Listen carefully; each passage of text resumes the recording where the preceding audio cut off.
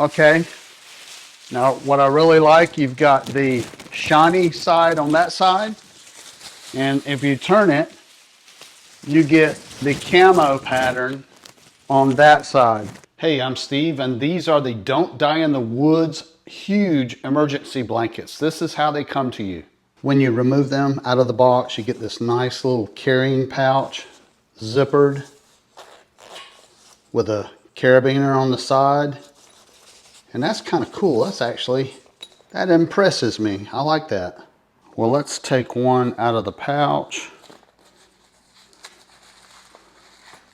Okay, well, they are yet in another pouch. Well, I am continuing to be impressed.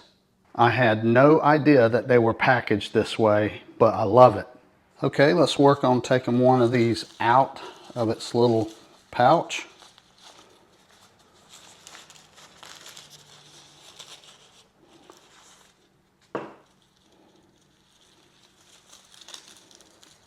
All right, well, I can tell that this is going to be a huge emergency blanket. So you can see right there at the very top, they got some camouflage strip, and the rest of this material is a shiny mylar. All right, so let's get this thing completely unfolded.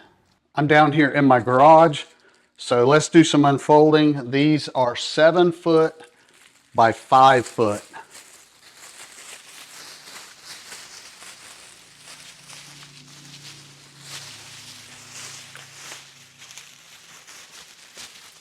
They are huge.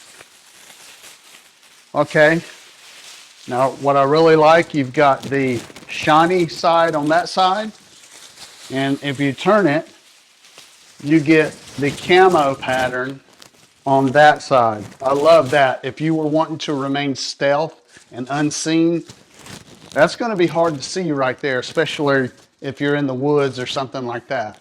Now, if you were in any kind of an emergency situation and you were cold, this would be ideal to wrap around you. It does retain heat.